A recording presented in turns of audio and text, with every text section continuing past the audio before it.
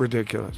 Ridiculous, but I bet it was for a significant amount of money. Still ridiculous. Yeah, but fun. I'd watch it. Look, Jake Paul wants to test himself against actual, not just world champion, but one of the greatest of all time. Really fought, and it wasn't fixed, Jake Paul would not survive 45 seconds. I don't know about that.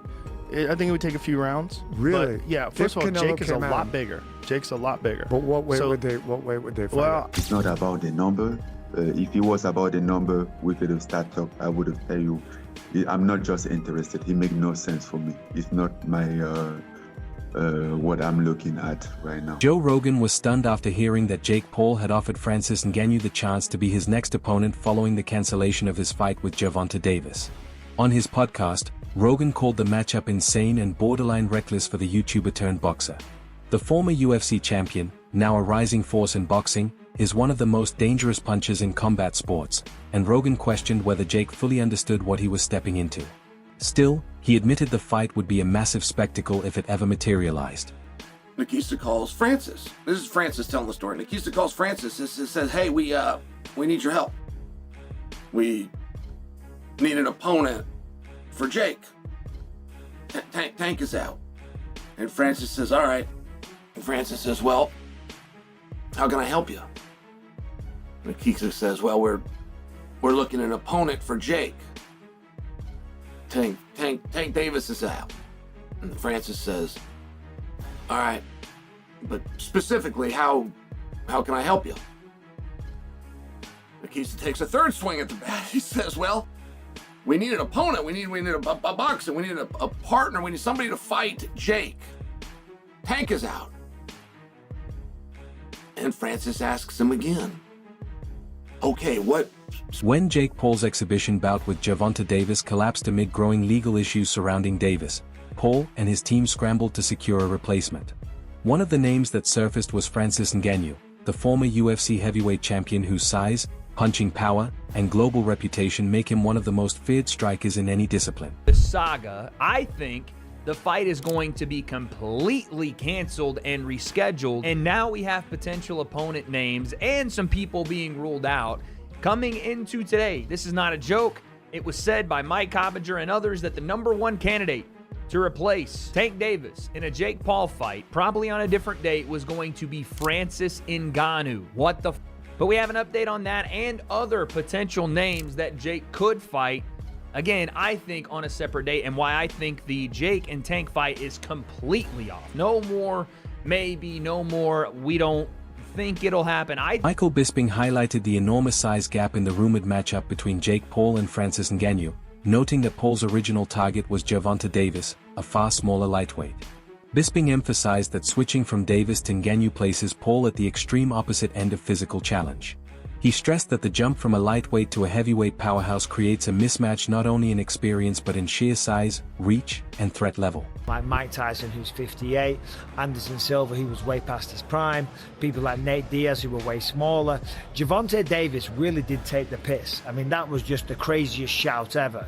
To go from fighting Gervonta Davis, way smaller, to now boxing Francis Ngannou. I mean, listen, if he does it, fair play. But I just call #1 bullshit on this brother, because I don't see this happening. No. This is #1 bullshit. I just don't believe it. I don't believe it at all. Nate Diaz, yeah, 100%. I mean, he beat him once already. I'm sure Nate Diaz would love to get another big payday, because obviously boxing on Netflix and going up against Jake Paul, given his success, given the name that he has, and given the magnitude of his events, Nate Diaz will get paid an absolute fortune once again. We know that it wasn't too long ago Jake Paul was talking about boxing Anthony Joshua, and that never came to fruition. There's absolutely no way he would box Anthony Joshua. If he did, if he was to do something like that, whether it be Anthony Joshua or Francis Ngannou, I'd give him his props, I'd give him his credit, and you never know. Maybe he would do it just for the clout, because in many ways it would be, sorry about the airport notifications, it would be, you know, an admirable thing to do, and it would be Jake Paul taking on somebody bigger. According to Francis Ngannou, the proposal from Jake Paul's team to replace Gervonta Davis arrived unexpectedly. Ngannou said the offer didn't align with his current career plans. Though financial details were mentioned, he dismissed the idea, saying the terms and timing made no sense.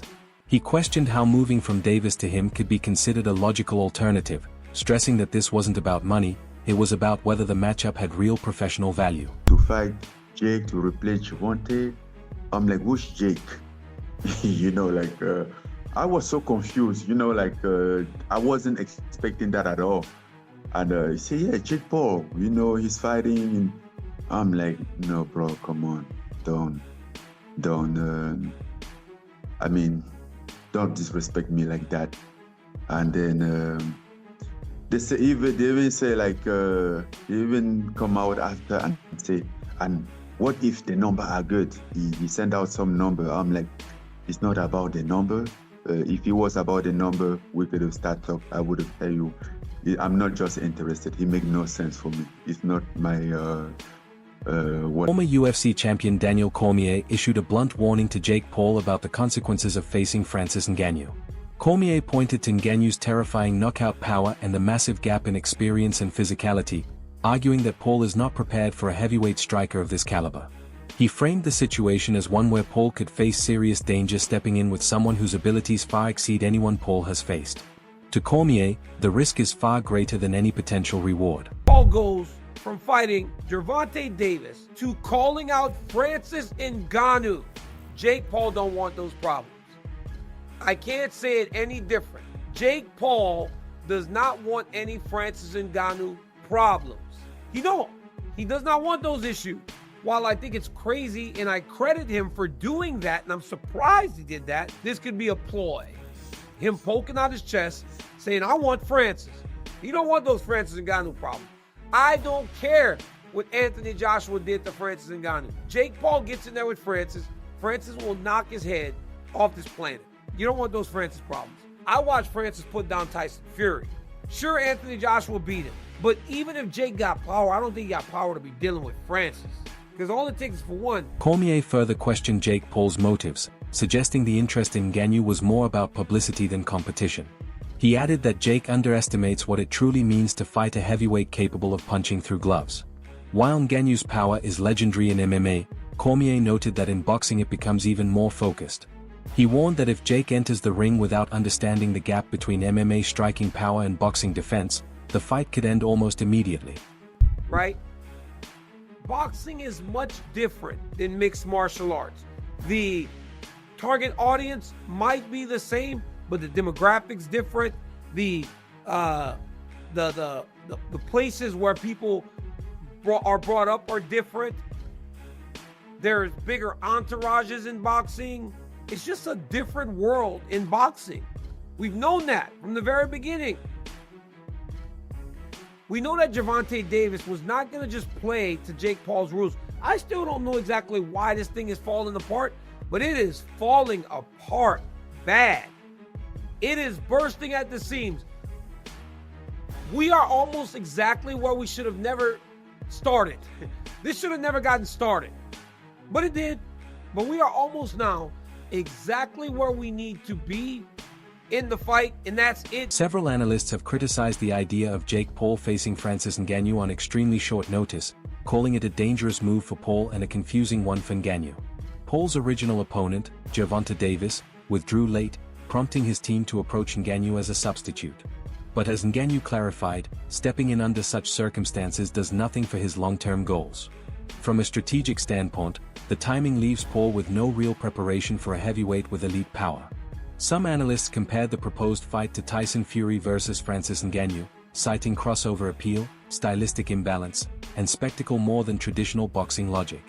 Fury himself admitted Ngannou gave him one of his toughest fights in years, underscoring the danger Paul would face. What I find interesting about this is, okay, if they push it back to December, then that's slightly different. But this is the kind of one situation where you're kind of 10 days out, 2 weeks out from a fight, whenever they first got wind of this problem.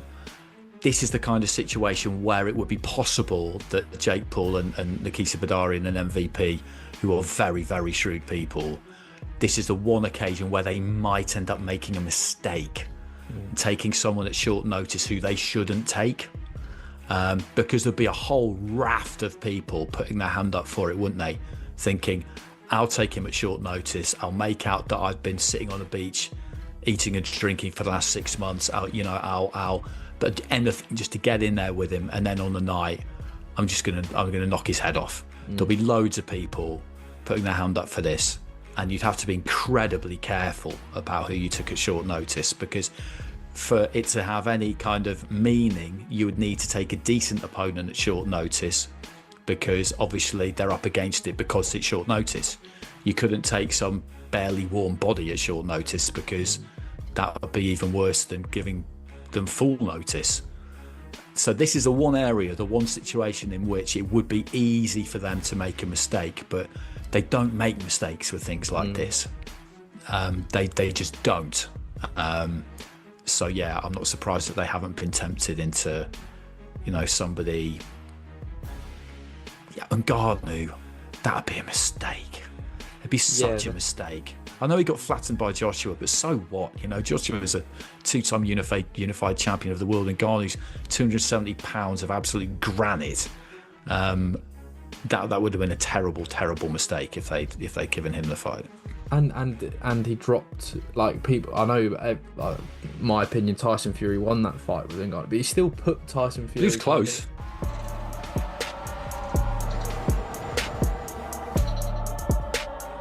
Chael Sonnen recently weighed in on the possible Jake Paul versus Francis Ngannou fight with a mix of humor and genuine concern.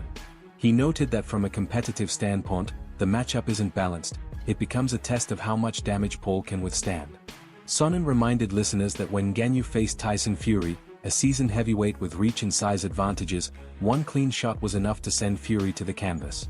If Fury struggled with Ngannou's power, Sonnen argued, it's unrealistic to think Paul could absorb those same punches. Francis says fighting Jake Paul wouldn't make sense. Well, what in the hell do you think Tyson Fury got for boxing you? These aren't mean things from me. This is a reality. Tyson Fury knew there was a check. Name one person you'd rather see Jake Paul fight than Francis Ngannou. Is a real challenge. How Tyron Woodley, Ben Askren, Anderson Silva, Mike Tyson. How those aren't real challenges, I don't know. But this is the story as we're told. And do you see where that would satisfy so much? Do you see where that would force even the biggest hater to be quiet? And my job for something to make sense is the biggest check against the easiest opponent. I cannot think of anything I would rather see Jake Paul has built his reputation through big promotions and attention-driven matchups, but this time the idea appears to be falling flat.